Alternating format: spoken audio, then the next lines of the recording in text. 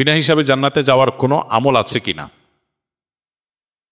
যদি কোনো ব্যক্তি আল্লাহ সুবহানাহু ওয়া তাআলার প্রতি তাওয়াক্কুল করে, ভরসা করে, এত বেশি তাওয়াক্কুল করে, এত বেশি ভরসা করে, যেই তাওয়াক্কুল, যেই ভরসার কারণে তিনি তার অসুস্থতায়, বিপদে আপদে শুধু আল্লাহর উপরেই তাওয়াক্কুল করেন, বাহ্যিক বৈধ এবং জায়েজ বিভিন্ন মাধ্যম বা উপকরণ দিয়ে তিনি মুক্তি লাভের চেষ্টা না করে ঈমানের সর্বোচ্চ শিখরে যিনি আসীন হতে পারেন, এই লেভেলের আল্লাহর উপর তাওয়াক্কুল বা ভরসা যদি কারোর থাকে, তাহলে সেক্ষেত্রে সেই শ্রেণীর মানুষদের বিনা হিসাবে জান্নাতের কথা হাদিসে বলা হয়েছে। এক হাদিসে নবী সাল্লাল্লাহু আলাইহি ওয়াসাল্লাম 70,000 মানুষের কথা বলেছে বিনা হিসাবে জান্নাতে যাবেন, এই টাইপের, এই শ্রেণীর আপার ক্লাসের মানুষ। এর বাইরে আল্লাহ সুবহানাহু ওয়া তাআলা বিনিময় যে দিবেন ইমানদার হিসাবে আমাদেরকে, আমাদের কাজের বিনিময়, আমলের বিনিময়, একটা আমল আছে, এটার বিনিময় আল্লাহ তাআলা হিসেব ছাড়া দিবেন, বিনা হিসাবে দিবেন, ব্লাঙ্ক চেকের মতো। সেটা হলো সবর। আল্লাহ তাআলা বলেছেন, ইন্নামা ইউওয়াফাস সাবিরুনা আজরাহুম বিগাইরি হিসাব, নিশ্চয়ই ধৈর্যশীলদের বিনিময় দেওয়া হবে হিসেব ছাড়া। এই জন্য ধৈর্যশীল হিসেবে যদি আমরা নিজেদেরকে এস্টাবলিশ করতে পারি, সবর করতে পারি, সবকিছু যদি মন মতো হয়ে যায়, তাহলে তার সবরের ব্যাপার নাই। আমাদের দেখা যায় অনেকেই নিজের মনের বিরুদ্ধে একটা জিনিস হলো, একটা চাইলাম হইল না, একটা কথা বললাম হলো না, তখনই মেজাজটা গরম হয়ে যায়। এটাই হলো সবরের সময়, টাইম, যে আমার মন মতো হয় নাই, আমার চাওয়া মতো হয় নাই, আমার খুশি মতো হয় নাই। এটাই হলো সবরের টাইম। ইটস টাইম ফর সবর। অতএব এই টাইমে কি করতে হবে? ধৈর্যের চেষ্টা করতে হবে। অনেক সময় অনেক মানুষ আছে দেখবেন খুব ভালো মানুষ, কিন্তু যখনই তার মনের বিরুদ্ধে কিছু হয়, চাওয়ার বিরুদ্ধে কিছু হয়, তার কথার বিরুদ্ধে কিছু হয়, বলে গেছে একটা হইলো আরেকটা, চাইলো একটা হইলো আরেকটা, তখনই তার মাথা গরম হয়ে যায়। এর নাম বেসবর, এর নাম অধৈর্যশীল। তো যে ব্যক্তি নিজেকে নিয়ন্ত্রণ করতে পারে কঠিন সময়, মেজাজটা আগুন হওয়ার মতো ব্যাপার, হত হওয়ার মতো ব্যাপার, হ্যাঁ, মাথা রক্ত ওঠার মতো ব্যাপার, কিন্তু ঠান্ডা মাথা সে সামাল দেয়, নিয়ন্ত্রণ হারা হয় না, এরকম সবর করতে পারলে, এমনকি কেউ পাপের কাজ করতে পারে কিন্তু করে না, এই যে সবর করলো, ভালো কাজ করতে কষ্ট হয় তারপরও সে করলো, এই যে সবর করলো। 3 প্রকার সবর: ভালো কাজ করতে গিয়ে সবর, মন্দ কাজ ছাড়তে গিয়ে সবর। ছাড়াটা কঠিন কাজ না, সবর করতে হয়। সবাই চায়, সবাই করে, কিন্তু একজন করে না, সে সবর করে। আর বিপদে, মনের বিরুদ্ধে কিছু হলে, কষ্টে সবর। এই সবরগুলো যারা করে, আল্লাহ তাআলা তাদের যে বিনিময়টা দিবেন কিয়ামতের ময়দানে, এটা হিসেব টিসাব করে দিবেন না, বিনা হিসাবে দিবেন। কোনো গায়রে মাহরামের সামনে হাত পা সব ঢেকে শুধু মুখ খোলা রেখে প্রয়োজনে তার সামনে যাওয়া যাবে কিনা? গায়রে মাহরামের সামনে আপনার পর্দা করতে হবে। এই পর্দার পরিধি কতটুকু, পর্দার সীমানা কতটুকু, এ ব্যাপারে আল্লাহ রাব্বুল আলামিনের যে নির্দেশ হয়েছে কোরআনে কারিমে, আল্লাহ সুবহানাহু ওয়া তাআলা বলেছেন, ওয়ালা ইউযিনা যিনাতাহুন্না ইল্লা মা যাহারা মিনহা, নারীরা তাদের সৌন্দর্যকে প্রকাশ করবে না, যেটুকু বাহ্যিক অংশ সেগুলো বাদে। এখানে বাহ্যিক অংশ বলতে কি বোঝানো হয়েছে? অনেক মুফাসসিরগণ বলেছেন যে পর্দার জন্য যে পোশাক তিনি পরেন, এই পোশাকেরও বাইরের যে অংশ, সেটা কথা এখানে বলা হচ্ছে যে এর বাইর থেকে যদি কেউ দৃষ্টিপাত করে, তা সে পর্দার পোশাকের উপরে কেউ দৃষ্টিপাত করে, তো সেটা অসুবিধা নেই, সেটা তো প্রকাশ করবেই, কারণ সেটা তো ঢাকা অসম্ভব। যেটা দিয়ে পর্দা করবে সে অংশটা তো উন্মোচিত থাকবেই, বাইরে থাকবেই। এখানে সেটা বলা হয়েছে, ওইটা বাদে বাকি পুরো নারী তার সমস্ত সৌন্দর্যকে আবৃত করবেন। এর মধ্যে মুখমণ্ডলও শামিল আছে এই আয়াতের আলোকে। অনেক ওলামা ইকরাম বা কোনো ওলামা ইকরাম এর সাথে ভিন্নমত পোষণ করেন যে মুখমণ্ডল খোলা জায়েজ, কিন্তু অধিকতর নিরাপদ এবং অধিকতর অগ্রগণ্য এবং সংখ্যাগরিষ্ঠ আলেমদের মত হলো যে মুখমণ্ডলও পর্দার অন্তর্ভুক্ত হবে, কারণ মানুষের সৌন্দর্যের রাজধানী হলো তার মুখমণ্ডল। সো সেটাই যদি ওপেন থাকে, তাহলে আর সৌন্দর্য ঢাকার যে নির্দেশ আল্লাহ দিয়েছেন সেটা আসলে সেভাবে প্রতিপালিত হয় না। আমরা জানি আয়েশা রাদিয়াল্লাহু তাআলা আনহা হজের সফরের অভিজ্ঞতা বর্ণনা করতে গিয়ে তিনি বলেছেন যে তিনি যখন হজ করেছেন নবী সাল্লাল্লাহু আলাইহি ওয়াসাল্লামের সাথে, তখন তার দৃষ্টি সীমানায় কোনো গায়রে মাহরাম পুরুষ এলে মাথার কাপড় তিনি টেনে দিতেন। এই যে মাথার কাপড় টেনে দিতেন, এখান থেকে বোঝা যায় তিনি মুখমণ্ডল ঢাকবার চেষ্টা করতেন।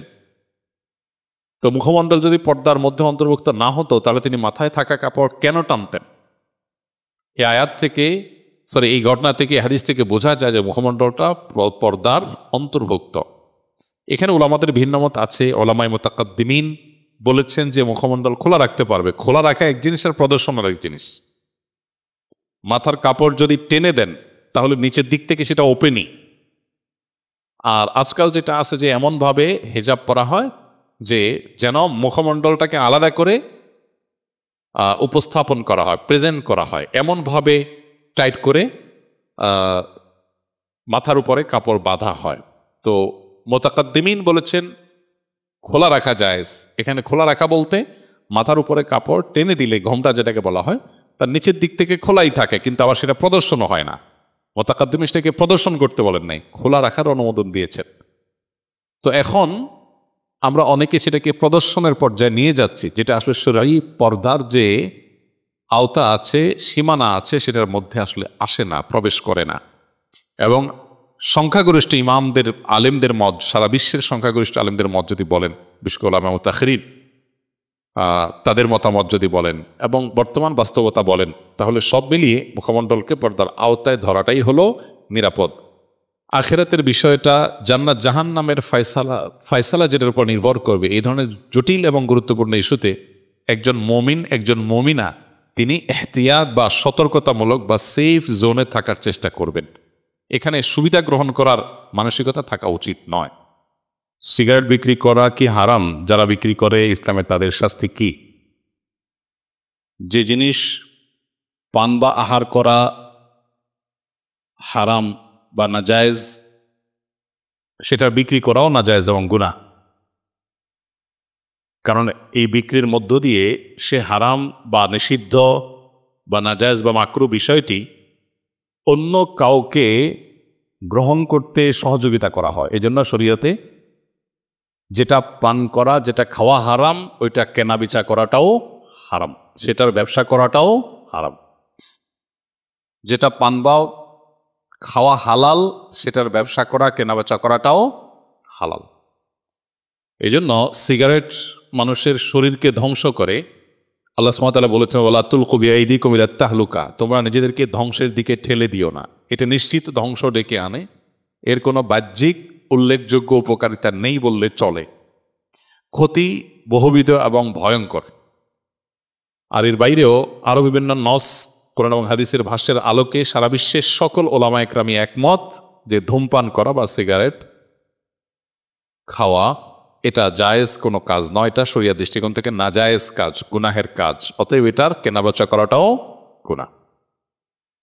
এখন কেউ যদি এটা কেনাবেচা করে তাহলে হারাম উপার্জনকারীর যে শাস্তি, হারাম উপার্জনকারীর দেহ জান্নাতে যাবে না, তার দোয়া কবুল হবে না, ইবাদত কবুল হবে না।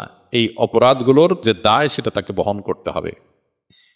এই জন্য একজন দোকানদার তিনি এ আইটেম রাখবেন না। প্রয়োজনে তার দোকানে লিখে দিবেন যে আমি এই জিনিসটি বিক্রি করি না। তাতে যদি কিছু কাস্টমার কম হবে, আল্লাহর জন্য এতটুকু স্যাক্রিফাইস তাকে করতে হবে। এরপরে প্রশ্ন হলো, তাবিজ ব্যবহার করা কি জায়েজ আছে? তাবিজ ব্যবহার করা এটা সুন্নাহর খেলাফ, নবী সাল্লাল্লাহু আলাইহি সাল্লামের সুন্নতের খেলাফ। নবী করিম সাল্লাল্লাহু আলাইহি সাল্লাম কখনো কোনো তাবিজ নিজে ব্যবহার করেননি, কাউকে দেননি। এটি তার সুন্নাহ না। এবং জাহিলি যুগের মানুষ বিভিন্ন রকমের তামায়েম ব্যবহার করত, যেগুলোতে বিভিন্ন প্রতিমার নাম, ধাম ইত্যাদি থাকতো। নবী সাল্লাল্লাহু আলাইহি সাল্লাম এই তামায়েমের ব্যবহারকে শিরক বলেছেন। তো তাবিজে যদি কোরআনে কারিমের আয়াত লেখা থাকে, হাদিসে বর্ণিত কোনো দোয়া লেখা থাকে, শিরকপূর্ণ কোনো কিছু না থাকে, তাহলে সেটাকে অনেক উলামা ইকরাম জায়েজ বলেন, আবার অনেকে নাজায়েজ বলেন। কিন্তু নবী করিম সাল্লাল্লাহু আলাইহি সাল্লাম কখনো তাবিজ নিজে ব্যবহারও করেন নাই, কাউকে দেনও নাই, এ ব্যাপারে কোনো সন্দেহ নেই। তবে নবী সাল্লাল্লাহু আলাইহি সাল্লাম শেফার জন্য, আরোগ্য লাভের জন্য, বিভিন্ন বস্তুর বা ব্যক্তির ক্ষয়ক্ষতি থেকে বাঁচার জন্য তিনি আল্লাহ সুবহানাহু ওয়া তাআলার কাছে দোয়া করতেন, দোয়া পড়তেন, ঝাড়ফুঁক করতেন, রুকিয়া করতেন, এবং এ ব্যাপারে তিনি নিজেও করেছেন, অন্যদেরকেও করিয়ে দিয়েছেন। তাহলে আমরা রুকিয়াটাকে অর্থাৎ শরঈ যে রুকিয়া আছে কোরআনে কারিমের আয়াত দিয়ে সঠিক সুন্দর তথা হাদিসে বর্ণিত কোরআনে বর্ণিত দোয়া দিয়ে শরিয়া সিদ্ধ যে রুকিয়া আছে সেই রুকিয়া বা সেই ঝাড়ফুঁকের মধ্য দিয়ে আমরা শেফা গ্রহণ করার চেষ্টা করলে সেটাই অধিকতর নিরাপদ এবং উত্তম এবং সুন্নাহ ব্র্যান্ডের আমল।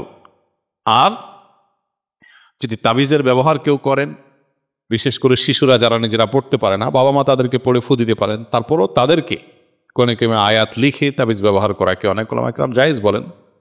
কিন্তু আপনি যদি সুন্নাহর উপর আমল করতে চান তাহলে ঝাড়ফুঁকের কথাটাই বলবো, ঝাড়ফুঁক করা সেটাই অধিকতর নিরাপদ এবং ইখতিলাফের ঊর্ধ্বে আপনি উঠে যেতে চাইলে আপনাকে রুকিয়া শরঈয়াতে যেতে হবে।